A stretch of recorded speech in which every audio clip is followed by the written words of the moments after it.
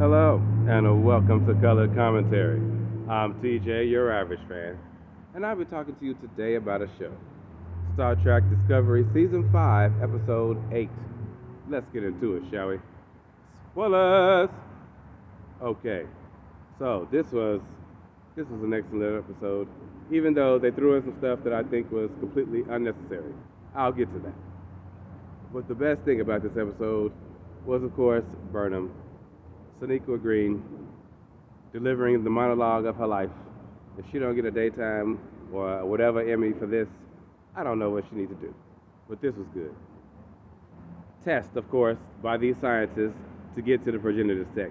So they get to the archive, they get in, it's in this beautifully rendered plasma storm, in this oasis inside the plasma storm. So I'm like the eye of the storm, I get it. Makes sense and well protected. They get invited in by the lady who's running it, and she's awesome. I love this character. Please bring her back. I need the archives to survive. Just saying. So they get in there. She gets to the book. Speaking of book is also asked to come along because they have some stuff from his planet that got destroyed, and they want to understand and know what it is. So he gets a moment. This is where I feel like he just being shoehorned into every single episode. I'm so sick of Book. And then they double down this episode because Burnham got put into some Beta Z mind thing. That was the test that she had to go through to find the next clue. And the manifestation in her mind happened to also be Book, this AI program that's helping her through this thing. I was like, Jesus, do we have more Book? Okay. It was an emotional moment when he got the World Tree seeds from his planet. That was nice. And they told him he can keep them. That was moving. I did not need to see him play this other part inside her head. But anyway, she gave this monologue, and the test she thought was about just making it through this labyrinth, this maze, but it was really about trying to see if this person who finds the progenitor tech is going to be really worthy, and if they're, to get rid of any self-doubt within themselves, to know themselves through and through. And she had to really confront some hard truths about herself in order to pass this test. Otherwise, the test was actually going to kill her.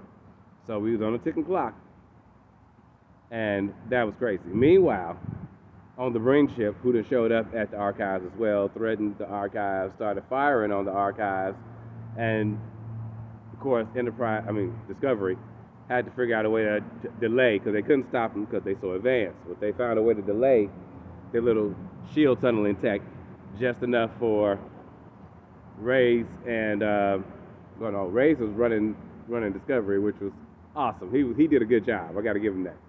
But Reese, and Book had to try to hold off the Bring that did make it onto the archive, and of course he gets shot. Book that is, and I'm like, oh my God, come on now, this is just it's getting silly now. But okay, whatever. Maul is on the ship, slowly but surely simmering an uprise until she gets what she wants. Because the dude that's in charge is like, I'm gonna blow up the archive where they got Bring, history and artifacts there. The other soldiers not feeling that. He finally say out loud that he don't care about Locke and him being the scion, and she, trying to bring him back, and they like, yeah, and he like, I don't give a crap. So when he told them to kill her, and that was like the final line. Like, this dude don't give a crap about us, don't give a crap about him, don't give a crap about our history, don't give a crap about nothing. So they turned on him, and she had a mini fight with him and killed him. So now she's running this section of the Bring because they have factions. So she's running this faction of the Bring now because they were holding the archive hostage. They had to give them the last clue, but not before they got the information they needed and bonus information on their side on how to get through the next part in which they need to get through. The Bring don't have that, so they might run into some serious trouble when they get there. But because they had to try to escape in the most awesome fashion, beautiful, beautiful plan by Burnham, they are off course. So they are like 22 light years away, and the Bring got like 6 hours at top warp to get there for them. So now it's a race to get there first, and who's gonna get to this progenitor tech next episode. This was so much fun. Could have did without all the Book. Really, really, really could have did without all the Book. And as usual, the crew worked together to make it happen. This crew is awesome. And so is Discovery. If they could just make the AI that's on the ship more proactive, since they want to give it feelings and whatnot a couple seasons ago, that would be great. Then it'd be almost perfect. So yeah, we got the last clue, we got the location, and secret information that we don't know.